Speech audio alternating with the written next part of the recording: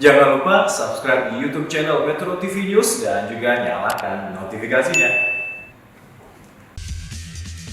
Pemirsa, Menteri Koordinator Perekonomian Erlangga Hartarto optimistis pertumbuhan ekonomi tahun 2020 masih bisa positif 0,25%. Hal itu akan dilakukan melalui berbagai cara, diantaranya meningkatkan kinerja ekspor serta membangkitkan industri dan pariwisata.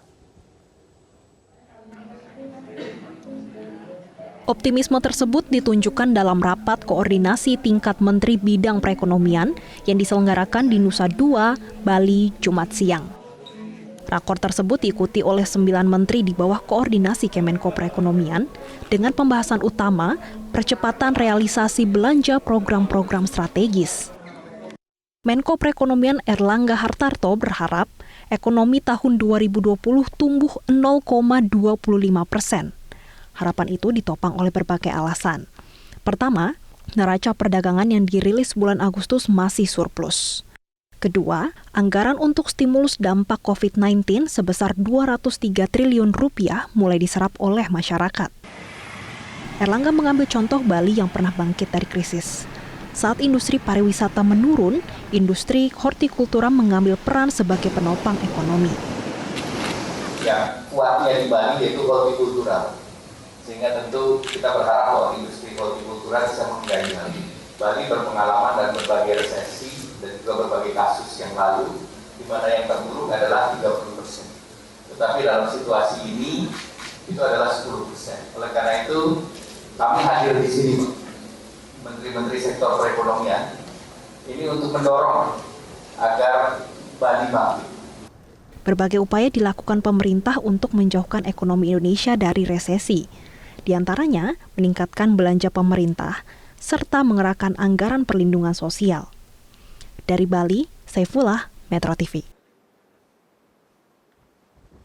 Kita akan berbincang pemirsa bersama dengan Menko Perekonomian Erlangga Hartarto yang bergabung bersama dengan kita dari Bali. Pak Erlangga, selamat malam Pak. Selamat malam Mas Rory.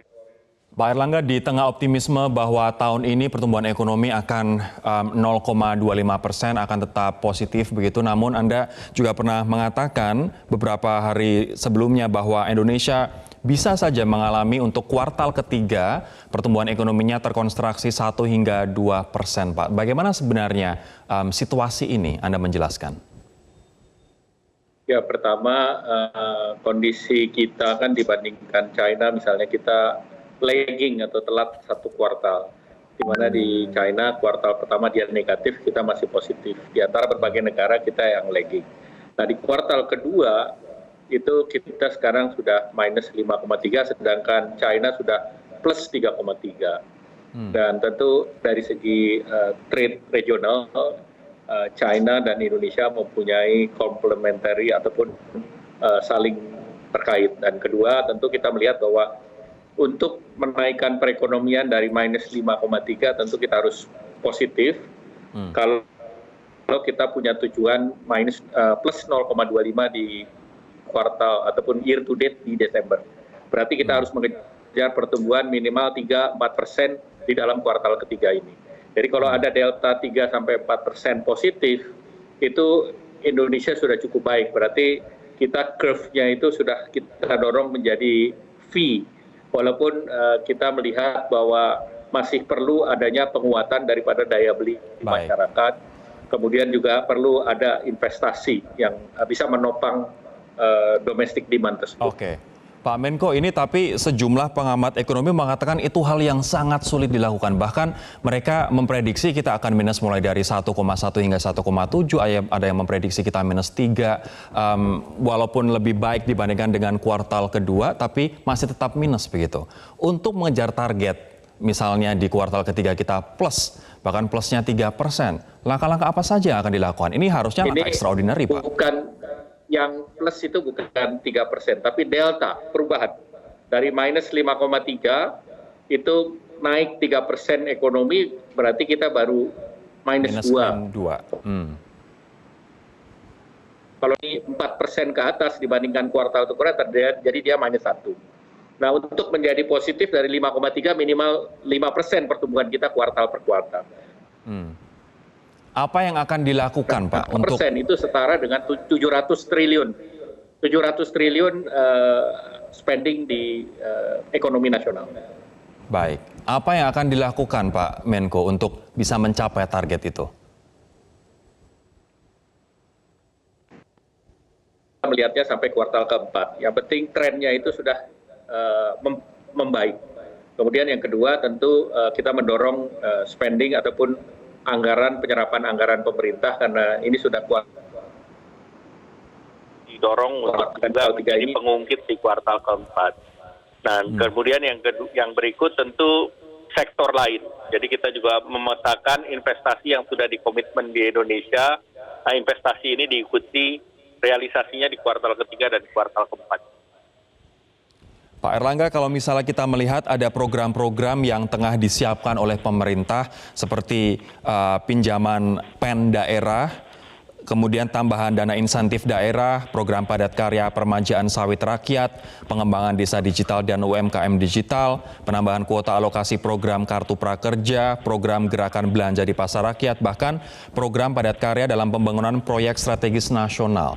Ini adalah upaya-upaya yang dilakukan oleh pemerintah agar pertumbuhan ekonomi kita membaik begitu. Dari beberapa atau sejumlah program ini mana yang akan diprioritaskan dan apa tujuan utamanya, Pak?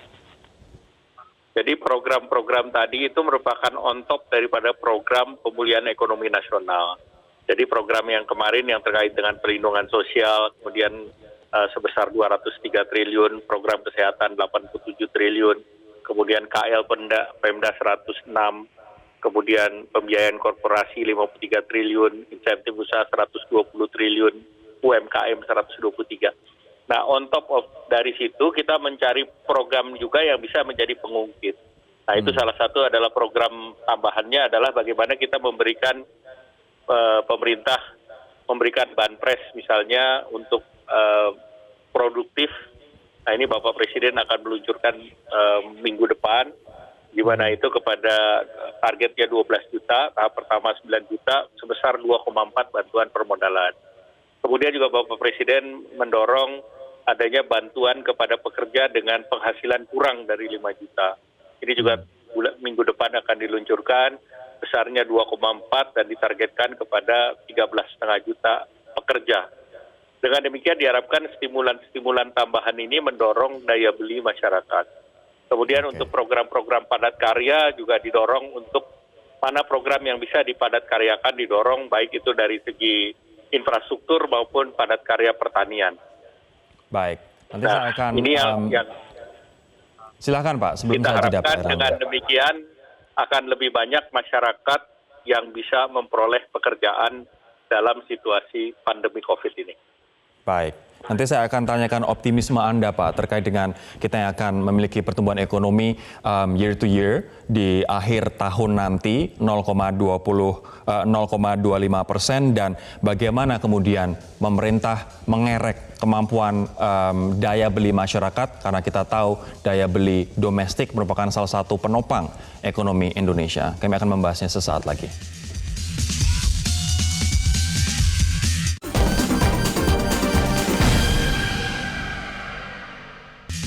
Kita lanjutkan perbincangan Pak Menko dengan program-program yang tadi sudah disebutkan. Seberapa optimistiskah Anda bahwa pertumbuhan ekonomi kita nanti di tahun ini plus atau positif 0,25% dan apa dasar optimisme itu, Pak? Pertama tentu dari segi pembiayaan pembangunan sudah disiapkan, artinya dana tersedia.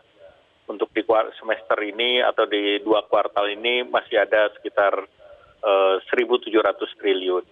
Nah, diharapkan di kuartal ketiga ini bisa di-disperse 700, kemudian di kuartal keempat 1.000 triliun. Tadi dari sisi KL yang berada di lingkungan Kementerian Perekonomian, kita sudah melihat prognosa sampai akhir bulan itu sekitar 92-94%. Bahkan ada yang capaiannya bisa 95%. Sehingga itu mendorong optimisme dan juga terlihat bahwa terjadi kenaikan daripada penyerapan anggaran. Nah, kemudian juga kita melihat dari sektor dunia usaha, PMI itu sudah naik. kemudian kemarin neraca perdagangan positif, kemudian ekspor non migas 80%, kemudian sawit harganya masih bagus, masih di atas 625, jadi harganya lagi masih bagus. Kemudian apabila dibandingkan tahun lalu ekspor sekitar 20 billion US dollar, tahun ini diperkirakan akan dicapai harga yang sama. Kemudian komoditi berikutnya adalah nikel juga sedang bagus. Baik. Kemudian yang berikut domestic demand, otomotif yang kemarin sempat turun demandnya turun ke 80%. Nah, 80% turun, hanya 20% sekarang sudah ada pembalikan, sudah naik. Dan diperkirakan sampai akhir tahun itu bisa mencapai 60% dari tahun lalu. Jadi sudah ada tanda-tanda artinya kembali gitu. Nah, tentu ini momentum ini yang harus kita jaga kelanjutannya. Baik. Salah satu penopang ekonomi kita adalah konsumsi domestik, Pak Menko. Lantas program seperti apa yang tengah disiapkan atau sudah dan sedang dijalankan untuk mengerek konsumsi domestik kita? Pertama, konsumsi itu kan pemerintah banyak mengeluarkan yang namanya program jaringan sosial dalam bentuk bansos. Dan itu diharapkan bisa mendorong daya beli dan itu diberikan kepada lebih dari 110 juta penduduk. Yang kedua adalah untuk mendorong rasa aman. Nah, rasa aman ini akan terbentuk apabila satu, obat-obatan bisa diproduksi secara nasional dan tersedia, pelayanan kesehatan baik. Yang ketiga, ditemukannya vaksin yang bisa untuk diproduksi. Nah, ini pemerintah sedang berkonsentrasi juga untuk menyetop pandemik dengan vaksin. Nah, kalau confidence publik menjadi tinggi, maka masyarakat bisa spending lagi. Sekarang masalahnya walaupun mal dibuka, tetapi tidak banyak masyarakat yang spending untuk kebutuhan di luar makanan minuman. Nah, ini yang perlu kita dorong ke depan. Pak Menko, IMF memprediksi Indonesia termasuk negara dengan pemulihan ekonomi tercepat setelah Tiongkok pada 2021 mendatang. Ini pun gesture ataupun prediksi yang positif untuk Indonesia begitu. Bagaimana Anda mengartikulasi dari prediksi IMF ini? Pertama, yang memprediksi positif bukan hanya IMF, tapi juga lembaga-lembaga lain, World Bank dan berbagai institusi lain. Kemudian yang kedua, pemerintah menerjemahkannya di dalam anggaran yang RAPBN yang disusun untuk tahun 2021. Dan pemerintah mendorong bahwa APBN ini adalah kelanjutan dari APBN 2020. Sehingga pemerintah masih memberikan perhatian utama di sektor kesehatan sebanyak direncanakan 25,4 triliun, kemudian UMKM 48,8 triliun, kemudian perlindungan sosial yang tertinggi 110,20 triliun, kemudian pembiayaan korporasi 14,9, insentif usaha 20,4, ditambah untuk sektoral baik itu KL maupun Pemda. Nah, ini on top dari artinya dari total keseluruhan budget itu tadi yang terkait dengan PEN, tetapi budget regulernya itu pendidikan tetap mendapatkan perhatian utama 545 triliun, kesehatan yang reguler adalah 169 triliun, perlindungan sosial total 419, infrastruktur 414 triliun, sehingga dengan demikian anggarannya itu dipersiapkan untuk menopang pertumbuhan yang tadi kita di atas 5% tersebut. Pak Erlangga, mungkin ini pertanyaan terakhir sekaligus mohon berikan kesimpulan, Pak. Bagaimana kemudian upaya pemerintah mengembalikan lapangan kerja yang hilang dan pendapatan masyarakat yang menurun drastis karena PHK ataupun dirumahkan, Pak? Mohon terakhir untuk jawaban ini. Ya, pertama tentu penurunan mereka yang terkena PHK diberikan semi bansos dalam bentuk kartu prakerja. Mereka diberikan pelatihan untuk retraining, reskilling, dan diberi semi bansos sebesar 2,4 juta. Nah, kemarin dalam gelombang keempat dan kelima dibuka per minggunya 800.000. Nah, masing-masing di dalam setiap gelombang itu pendaftarnya ada 1,2 juta. Kemudian mereka yang masih bekerja tetapi bergaji kurang dari 5 juta diberikan juga bantuan sebesar 2,4 juta. Diberikan dalam 2 tahap.